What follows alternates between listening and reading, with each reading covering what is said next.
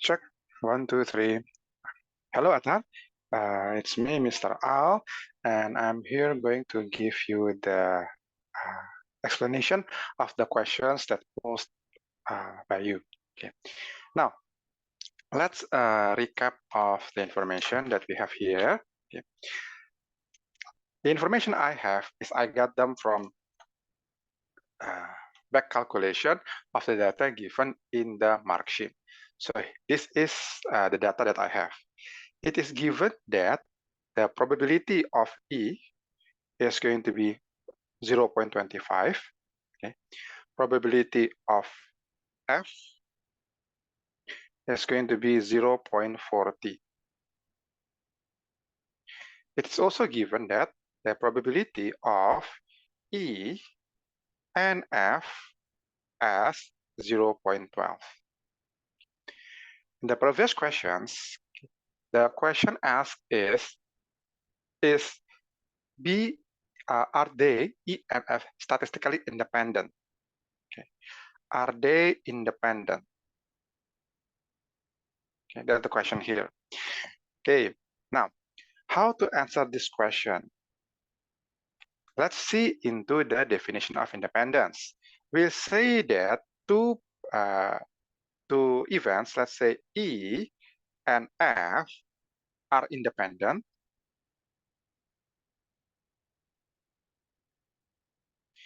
if and only if, okay, that probability of them happening together is the same the probability of each of them having separately. This is the implications, if and only if. So if we know they're independent, then we know that probability is going to follow this rule. On the other hand, okay, if we can show that they are not following the given equations, then they will not be independent. So let's see if this is being fulfilled. Now, probability of E and F is going to be 0.12. Probability of E by itself is 0.25, and probability of F is 0.40. If we multiply them here, probability of E times probability of F is going to be 0.25 times 0.40, that's going to be 0.10. Okay. Because they are not the same here, so we say that probability of E and F is not the same of probability E times probability of F. Okay. Hence, they are not independent.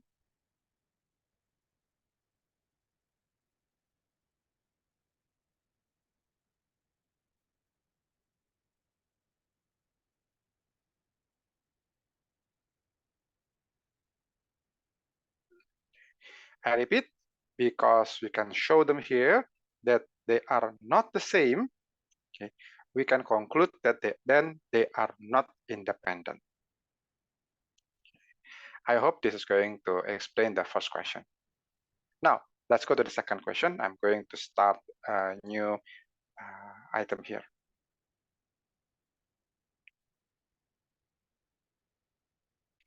Okay, now let's have the second question.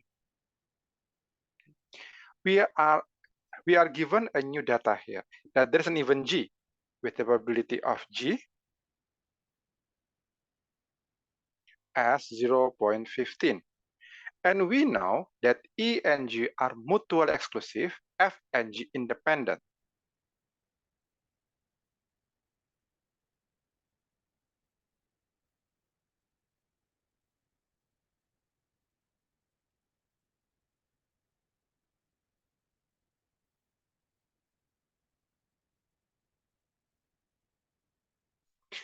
Okay, we are asked to draw a Venn diagram and to give probabilities of every region.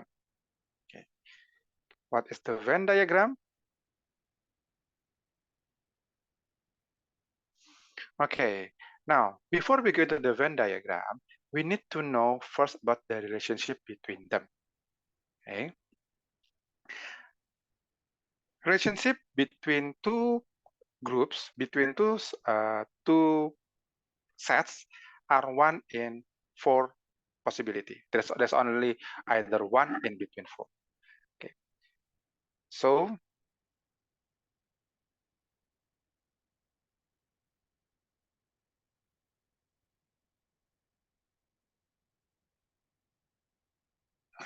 okay, let's go back into some theory first. The first possibility is if two events are actually identical. In this case, A is actually the same with B. Set A and set B are two of the same. They may be defined differently, but as long as for every member of A, it's also a member of B, and every member of B is also a member of A, then we call that A is B. They're the same. Now, the second relationship is if A is a subset of B. Okay. We call this identical. A is within B. In this case, we're going to say that A is within B or subset of B. In this case here, we're going to say all A is B, but that are some B that is not in A. I'm going to add them here. So all A is element in B, and all B is element in A. In this case here, okay, all of A is element in B, but there exists some element of B that is not an element of A. We call this as subset. We can define the same thing for conditions between B and A. Okay. Now, the third possibility, of course, is going to be the other way around. Okay. There's going to be B inside of A. Okay. Now, there are also two other possibilities. I'm saying here, one is subset of another. Okay. I'm calling them as the same relationship, being a subset. I'm going to go for the next one here. Next, we have position when A and B are overlapping in sum.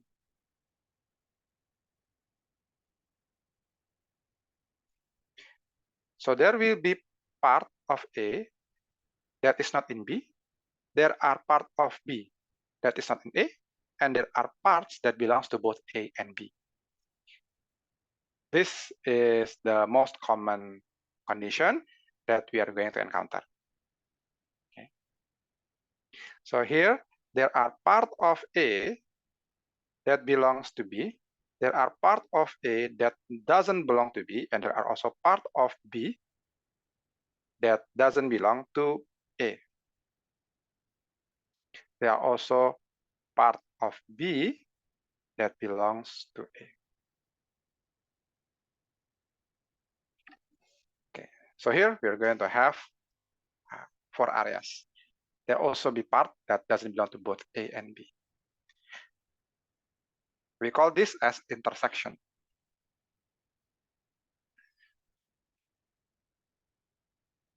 So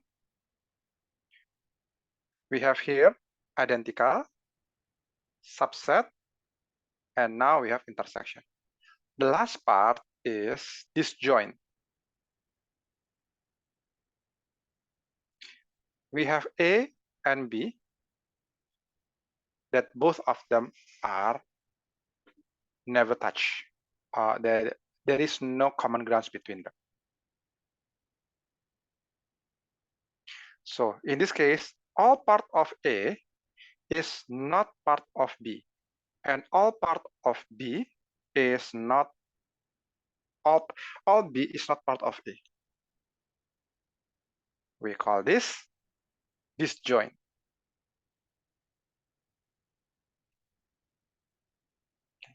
And this is what we call being independent. This is the focus of relationship between F and G. The definition of this is what we call mutually exclusive.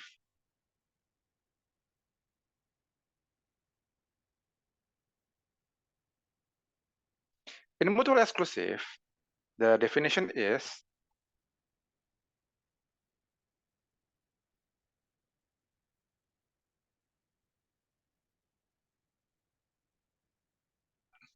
if and only if the probability of A and B happenings together is 0. So it's impossible for them to have together. This one is important, okay, because it implies, okay, they will never overlap. Okay, now that we know that E and F is going to have intersection, E and G will be mutually exclusive, they never touch each other, and also F and G are independent. If they're independent, independent can only be possible, okay, if they are in the intersection condition here. So intersection here, they might be independent. They also may not be. But if they're independent, implies then they have to be in the intersection condition. So in this case, we'll say that intersection, so independent is a subset of the intersection. Every independent condition must be in intersection scenario, but there are some intersection scenarios that are not independent. Okay, and now how are we going to find the relationship between them then? Okay, it is clear now that we can find there are some common areas between E and F. How about the third part of G? Because we know that F and G are independent, there must be some intersection between F and G. But F may not be inside G, G may not be inside F. They have to be intersection condition because they say independent. Also, E and G may not touch each other, so we cannot write it this way. Why? Because this implies some intersection. Cannot be. The only possibility for it then to be this way. For a G to have some common areas with F, to be independent, they have to be intersecting, but they may not have any common areas with E. How about the probabilities? Okay, now we already know here that the event E and F, they have, okay, between them two to be 0.12. This is the shared area. The E with a total of 0.25 means the one that is exclusive in E, that has to be 0.13. So that the total area will be 0.25. Now, F now, they still have two areas. But since F and G are independent, the area between them, probability of F and G, must be probability of F times probability of G. That has to be 0.40 times 0.15. Okay, which is 0.06. Okay, so this is 0.06. How about the area of G that is independent of F? That has to be the remainder. So this area is going to be 0.15 minus 0.06 or 0.09. How about the middle area of F? Now F has only 3 areas.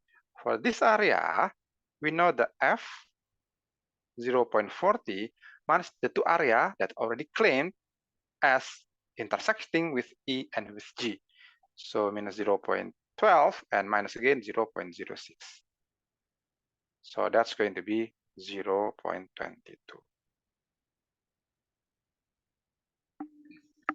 Okay, next, the last area is the one that's outside everything. The total area of the universal set must be 1. So this area here, let's total 1 minus everything. 0.13 plus 0.12 plus 0.22 plus 0.06 plus 0.09. And we get them as 1 minus 0.62, that's 0.38. Done. So this is how we're going to have them here. Recap. Okay. First, before we can talk about Venn diagram, we first need to know about the relationship between the sets.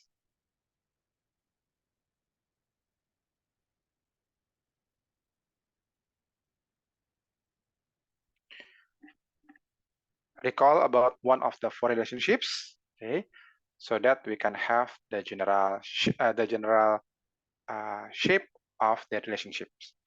Are they going to be identical, subset, either A within B or B within A, intersecting, or mutually exclusive or disjoint? And the second, we usually start from the common area, the intersection. Once we get the intersection here, then we have the out of intersection area.